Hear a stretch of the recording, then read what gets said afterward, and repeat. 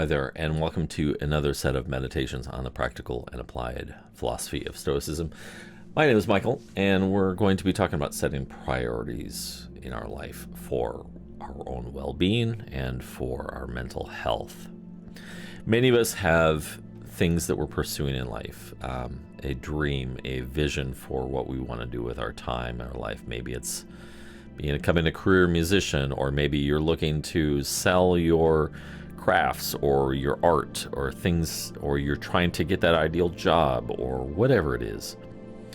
We're going to kind of dissect a little bit of that and help us come to more realistic expectations about things and to steer our priorities around things that will contribute to our overall well-being and to our overall mental health, especially in light of what the Stoics have to say about some of these topics. I want to open up with a quote that comes from The Art of Living by Sharon LaBelle. It's a modern-day reinterpretation of Epictetus's The Manual, plus some of his other teachings. Epictetus writes, "Consider your deepest and most secret yearnings as if they were merely facts, so you can see how insubstantial and hysterical they are. You over-evaluate the intrinsic worth of your pursuits. You bank on your pursuits to give you happiness, thus confusing means with ends. Understand that while the pursuit of such indifferent objectives is natural, neither failure nor success in attaining them has the slightest bearing on your happiness." That's a pretty profound statement. Epictetus is basically saying, listen, whatever you're pursuing in life, if you fail at it or you're raving success, none of that has actual bearing on your happiness. In fact, I think some of the Stoics would advise us to be careful about placing so much of our energy and our passion and our hopes and expectations on these external things. We're going to talk a little bit about that. First, one thing I think that's important, as encouraged by the Stoics, and that would be to know ourselves, to inspect our feelings and understand what it is we crave, what it is we desire after. For me, for much of my life, it's been this desire for prominence in the music industry. I've long since wanted to be able to be a career musician, to become famous, be able to tour, not crazy famous, but just enough to be able to make a living off of my music and travel the world and sell lots of albums and whatnot. But I think the Stoics would say, hey, you kind of might want to check some of your expectations about some of these things. Maybe even consider reprioritizing your life. Whatever it is that we're seeking after, if it's an external that is out of our control, those things, as some of the Stoics would say, are indifferent to us. They can be what they are regardless of our own influence. They're things that we cannot control. Like, for example, using the music industry as an example, I can't control the response of the listener. I can't control whether or not they're going to like my music. I can't control whether or not they feel the compulsion to buy me or buy my music or support me.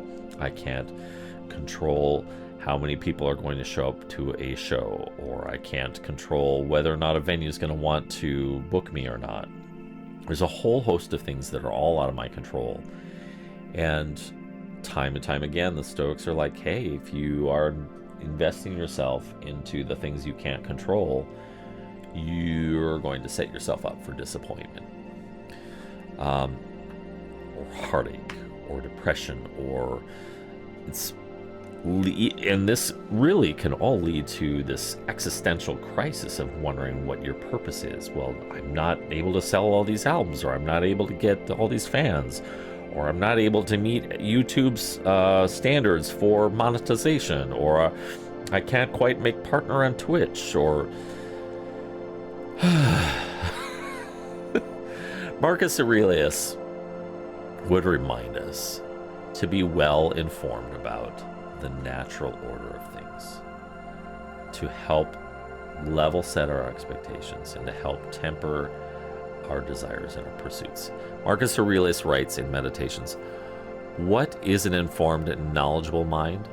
It's one that knows the beginning and the end, and knows the reason that permeates all existence and administers the universe in regular cycles throughout all eternity." That might seem like a cryptic statement, but basically Marcus Aurelius is saying, listen, you need to know, you need to remind yourself of the beginning and end of things. When you buy that brand new car that you're coveting, maybe you want the brand new Tesla model that just came out. You have to also remind yourself that, because we get teased up by all of the marketing materials, the commercials, the buzz in the industry. We get teased up by the look and the mystique of the vehicles and the shininess, as we call in the development industry, shiny object syndrome. But the reality is these things have a very short lifespan.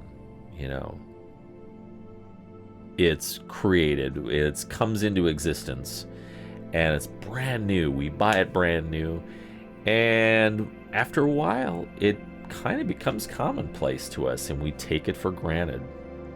We take for granted that we've got this nice thing, and we even stack upon that this sense of obligation that we are entitled to these things. And then before long, things start to break down, and then you have to get repairs done, or you might have to replace the thing, and ultimately becomes unusable. This is the natural order of things. This is the way the universe works. The universe is constantly changing, it's ever evolving, and things that come into being will eventually cease to be. You think about all of the people that have come before us. Where are they today? They're dead. They're in the grave. Where are their ambitions? Their ambitions died along right with them. There's obviously there's a few exceptions to the norm. You've got for example, in the music business, you've got Bach and Beethoven. Their names are still household items. Their music still prolific among us today. But I would argue for every Bach and for every Beethoven, there are hundreds of other musicians or composers or creators that, while they might have had a decent local following, when they died, they fell to obscurity. And the people that revered them or were fans of them at the time, the name died right along with the fans. And so you have composers, you have artists, creators that were from a certain era and have passed into obscurity. And this is just the way things are.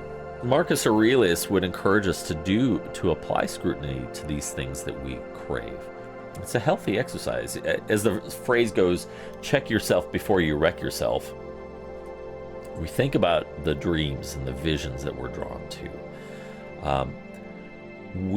It's a healthy exercise to take that thing and visualize the life cycle of this thing. And not necessarily just in a positive way, because this is actually a good business practice too, to consider how all the ways that this possibly could go south too, or how this might not do as well as we want. I think about all the music I've created and am very well aware now, after having done the mental exercises about this, that there's going to come a time when nobody is going to remember or know about anything that I've ever created. All of the people that have enjoyed my music, purchased my music, or supported me, there's going to come a time when they too are going to pass away, long after I have passed away, and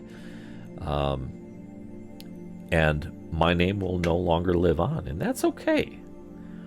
It's healthy to have a grasp on that, to help humble us help level set our expectations that this legacy that we're hoping for, yeah, you know what? When you die, you're not going to be around to care about that legacy.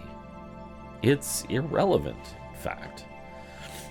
Marcus Aurelius writes in Meditations, book number 5, reflection number 33, he says, "Before long, either ashes or a skeleton, and either just a name or not even that.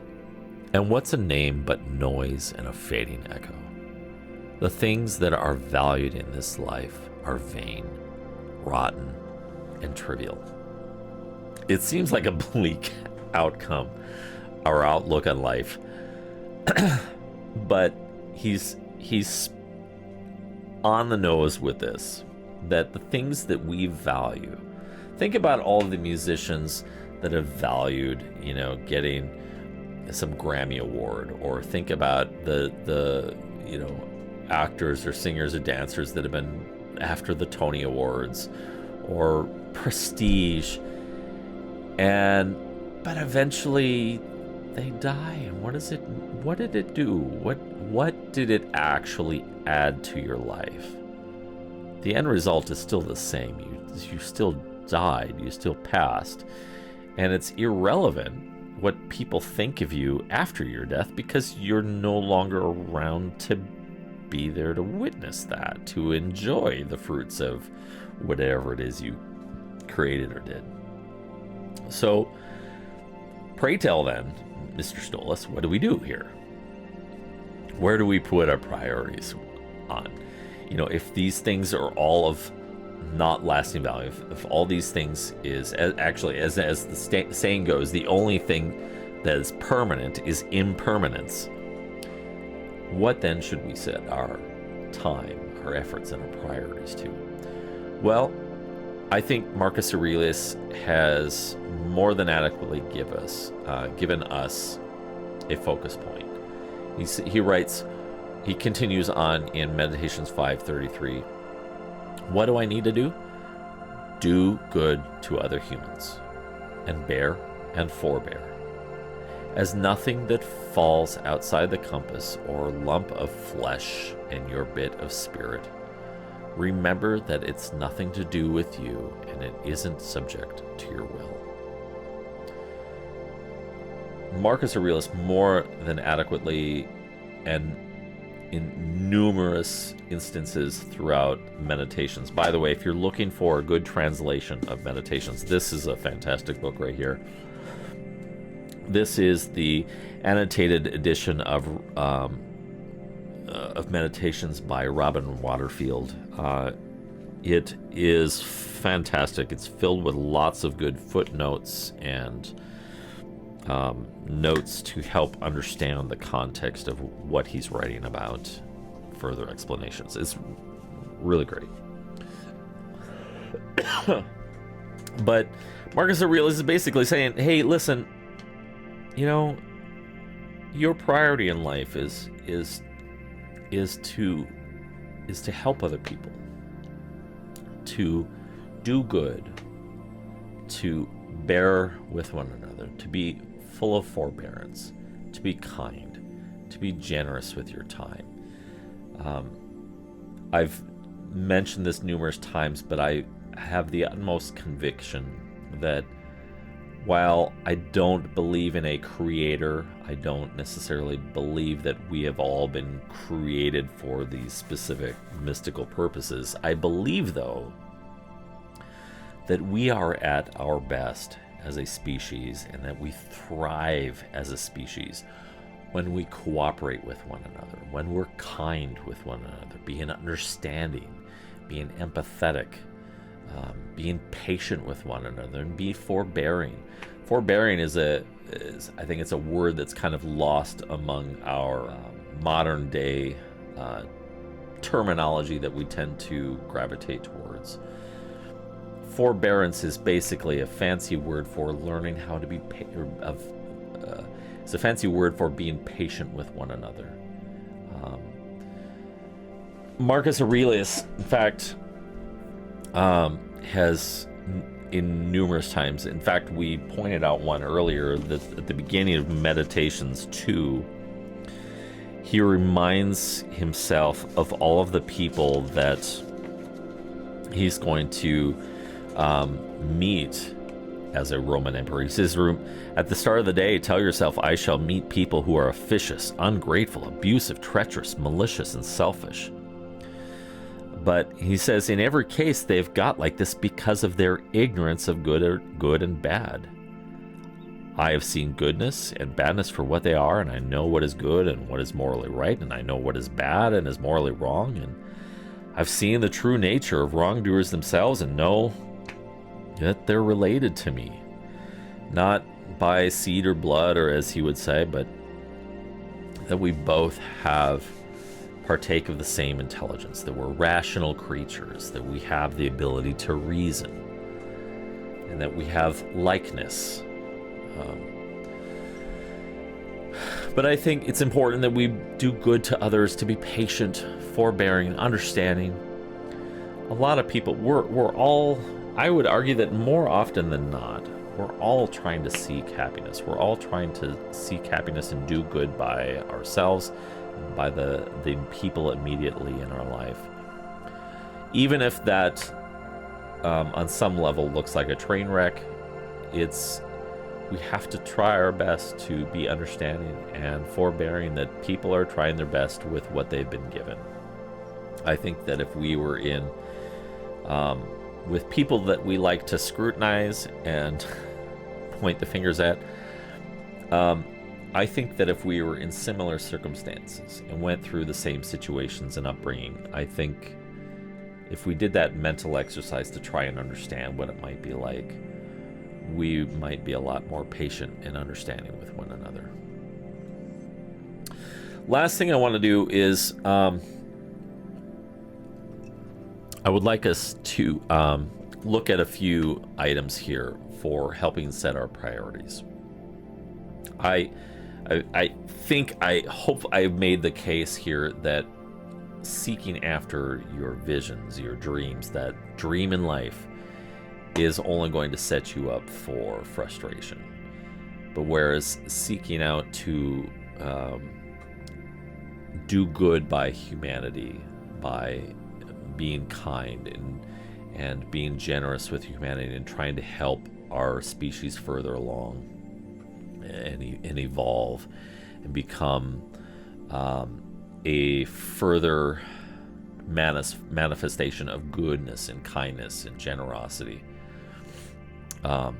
Shifting our priorities and our focuses towards that will help us in the long run in our mental health as well as our well-being. First piece of advice that I would give: first, remember your mortality and that your works will eventually pass into obscurity. Now, this is a delicate issue, I feel, because you can easily take this too far. The point of understanding your mortality, that your works and you are going to eventually pass into obscurity, is not a device to invoke despair or anxiety or feeling that life is purposeless then. Rather, it's a level-setting expectation that where you understand that there is going to come a time when you will die and all of the things that you've been investing your time and energy to are going to become forgotten. And it's natural. It's completely natural. We like to think of ourselves as being immortal or that our legacy is going to live on. But that's not the case for most people. In fact, it's the exception to the norm. That it's the people that have been revered with exceptionalness.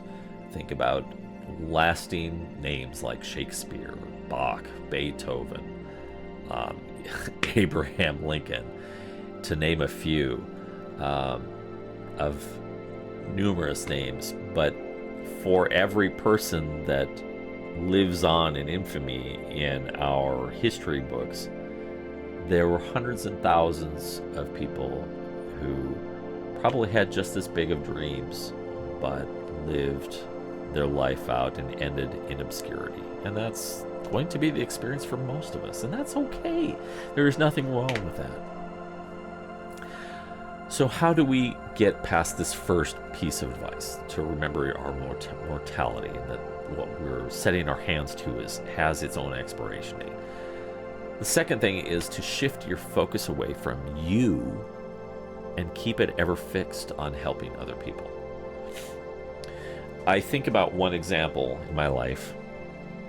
In my early 20s and 30s, as I floundered about looking for my purpose in life, trying to find love and happiness and acceptance, I remember myself oftentimes wishing people would just being desperate for someone to love me, to accept me as I was. But I realized the folly in hoping that someone would love me without me first taking that step. If you want to be loved, if you want to be respected, if you want to be treated kindly, guess what? You have to take the initiative.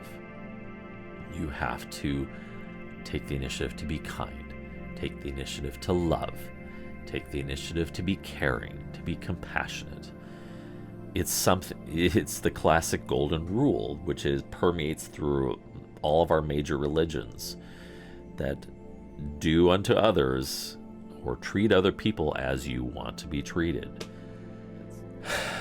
So shift your focus away from yourself. When you start focusing on how can I help other people out? How can I use my talents, my abilities, my character to help improve the lives of other people? When you shift that focus and your life becomes in service to the betterment of humanity, you're no longer fixated on yourself. You're not fixated on your flaws. You're not fixated on why things aren't going your way.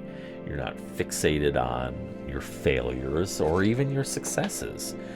Your focus, when you shift it off of yourself and onto a thing like helping other people, something remarkable happens, and you lose yourself into the kindness that you express towards other people. And in the end, you actually end up becoming loved by other people. You become respected by other people. Other people treat you with the same kind of kindness and respect that you show them. So take the initiative. Shift the focus away from you. Keep it ever focused on helping others. Third piece of advice is to adopt this mindset. Because life is short, it is therefore priceless. It's easy to become jaded when, we've got a wealth of conspiracy theories and a wealth of ways that we feel our species is going to become terminated, shift in the polarity of the earth, or some cosmic catastrophe, or we're going to die because of global warming, or climate change. We're going to die because of this or that. It's easy to adopt a very bleak outlook on life. But life is short, and because it's short, that makes it special. It makes it precious. That it's this brief thing that happens, and when it's gone, it's gone. I think about when the tulips come in bloom here in Minnesota in the spring, early spring, and we're talking with the snow sometimes it's still on the ground. When a tulip comes up, it has such a short lifespan. It lasts maybe 1 to 2 weeks, and the blooms are gone, and that's it. It's a short-lived existence, but its shortness makes that flower all the more special, because you want to savor that time. So your shortness, your short time here on earth, use that to inform your choices. Don't waste it. Don't waste your time on things that have no value. Especially when we start pursuing our own vain pursuits, when we we throw so much of our time and energy and money and passion into things that, may or may not make it. It can lead to a feeling of like, well, I don't know if this was worth it or not. But when you're investing in other people, when you treat the shortness of life as precious, and you're like, well, because it's precious, I'm going to invest in what matters most. That means showing love and kindness and cooperation with your family, with your neighbors, co-workers, strangers. Investing in those relationships, investing in other people, helping them find happiness, helping them find joy, helping them have a more fulfilling life. And when we express ourselves selflessly like that towards other people, it makes life sweeter. And then you have a connection, a bond point with other human beings, because you've given to them and they feel and reciprocate that love and affection, appreciation. Invest yourself in humanity. As much as humanity can sometimes be a rotten pile of crap, you have to look past that. You have to say, people are trying their best. Life is short. Let's do our best to be kind, compassionate, and treat one another with respect and kindness, and to try and sweeten what short life we have with other people. Last item I want a bit of advice is to change our perspective about failure and success in our pursuits. So, as a creator, I've always had this idea in my head of what success looks like. But the reality is that you can never find happiness in pursuing that end result of, if you arrive, then what? Or if you don't arrive, then, well, what was it worth? Instead, focus on the journey. Focus on the process. Enjoy the process of creating. If you're a creator, if you're a musician, or if you're an artist or whatever, enjoy the process of creating and then sharing that with other people. If your goal is to create a successful organization that helps people, wonderful. Enjoy the process, but don't get hung up on success or failure. Because that dream you've been chasing and hope to realize in your lifetime, if it comes to pass, great. If it doesn't mean your life was for nothing. Our purpose here is for one another. Our purpose in life is to be helpful, to be kind, to cooperate as a species, and to remain in harmony with nature, with the universe, to show kindness and compassion, uphold justice and truth. So, last thing here I want to mention, if your takeaway from this has been that you feel that life is meaningless, you've completely missed the point. It's easy to adopt the view that because life is short and because the earth is fragile and because all life here on earth is going to eventually end as we know it anyway, what's the point? What's the purpose? The point and the purpose is that we have other people, others that we share in this experience with. And we have the privilege and the opportunity to experience the sweetness of life, to experience the sweetness of a kind word or an expression of generosity or selflessly giving of our time to help someone else. That shared experience of using your gifts, your time, your money, your energy, your creativity, your skills, using those things to help other people rewards you with a sweet existence. And it gives you something that the pursuit of happiness can't give you. And that's lasting joy and contentment, knowing that you're doing your best to help build a better life for us all. And on that note, I want to remind you, please be kind to yourself. Be kind to other people, because we're all in this together. We're all interconnected. We're all the stuff of stars. Last bit before I sign off here, we're doing a giveaway for the book, The Obstacle's the Way. The giveaway, I'm going to be giving away 3 copies of that book. It's a fantastic book by Ryan Holiday.